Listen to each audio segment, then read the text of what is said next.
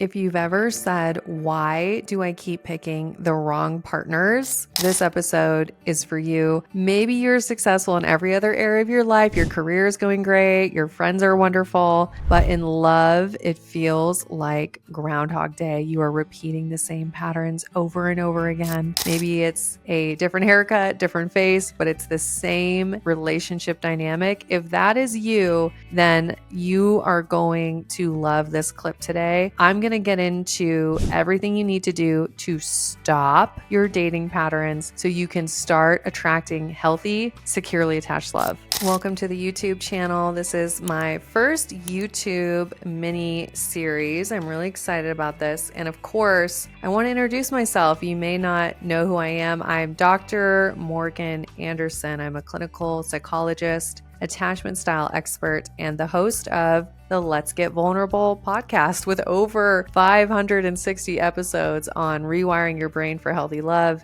And we've had more than 5 million downloads. I have helped at this point thousands of people with rewiring their brain, healing from past relational trauma, and attracting the love that they deserve into their life. So I'm excited to help you.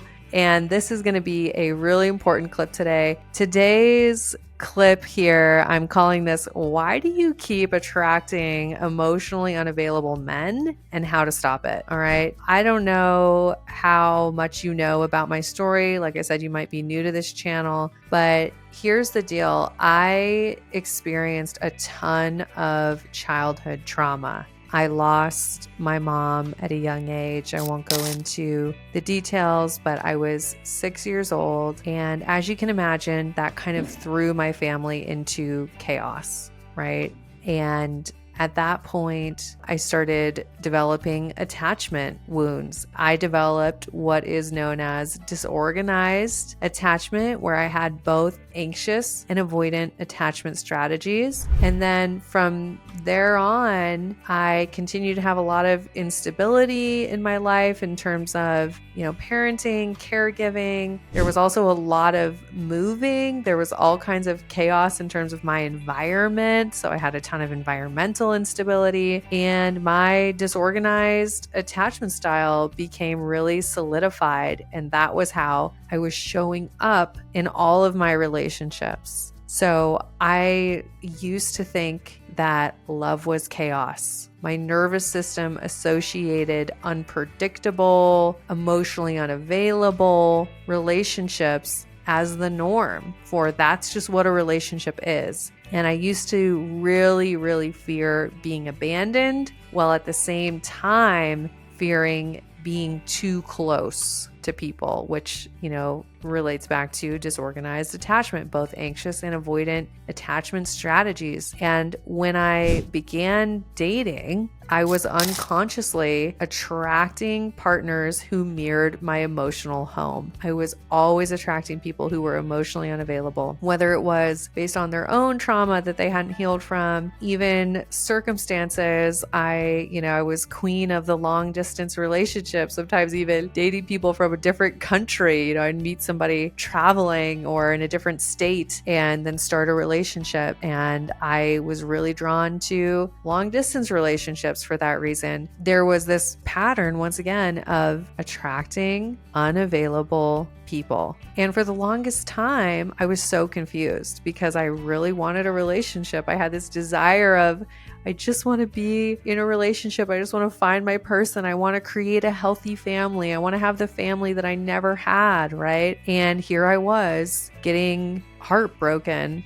going through relationship after relationship and the relationship not working out. And then at one point, I found myself in a relationship with a narcissist. And this was the most unhealthy, toxic relationship I had been in up to that point. And I was in my early 20s. I was like 24, 25. And I was dating this narcissist while completing my doctorate in clinical psychology. The irony of this. And I was dating this person, and then it led to a near-death experience where I had to just say, is this really what I'm doing? Like, I don't think I will be alive if I continue down this path. And I had to make the decision that I would heal. And that's exactly what I did. I started learning everything I could about attachment styles, rewiring your brain, neuro-linguistic programming, NLP, and I obviously then continued to learn everything about relationships and emotionally focused therapy and all of the learnings. And I was learning it logically in my brain, but it took a long time for me to actually embody the healing and embody secure attachment. But then I went on to develop what we know now as the Empowered.Secure.Loved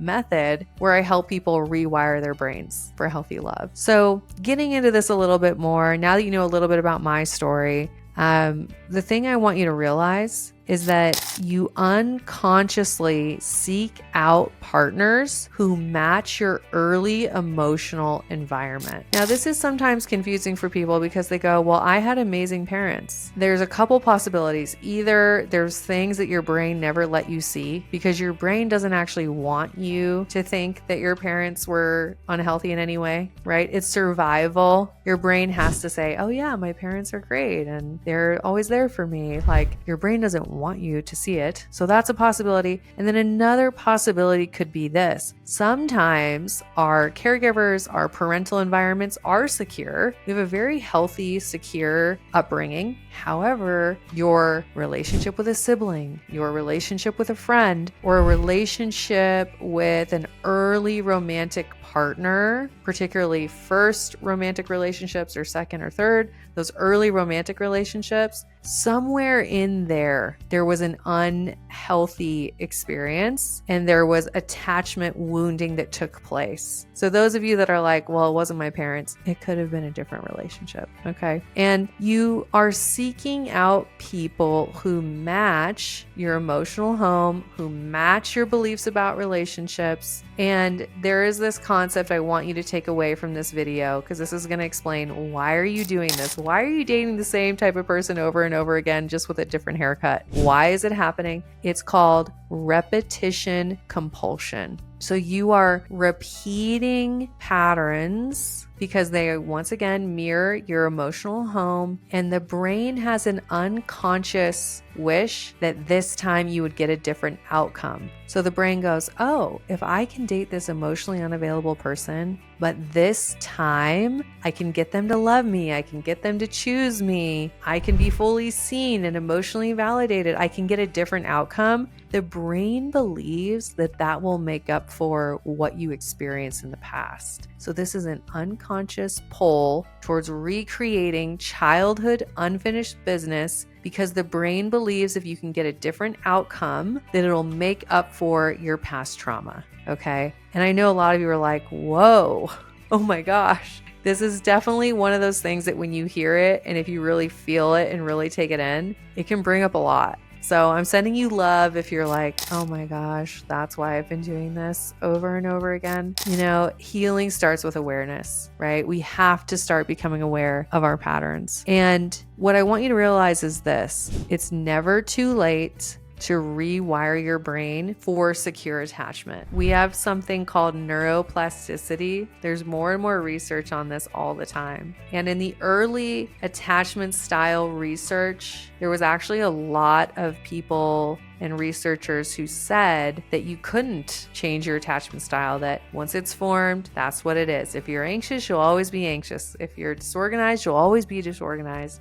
But here's what we know the truth is you can rewire your brain thanks to neuroplasticity. You can start creating new neural pathways that create secure attachment in your body, give you a regulated nervous system, and allow you to start to feel emotional safety in intimacy. Because at the core of disorganized, avoidant, or anxious attachment styles, at their core, they have the belief that intimacy is not safe, right? Therefore, all of these unhealthy coping skills or attachment strategies develop as a way to try to protect themselves in intimacy. So as relationships get closer with one of the insecure styles, you're developing all these unhelpful attachment strategies. When you are securely attached, the relationship gets closer and the closeness feels safe and you're able to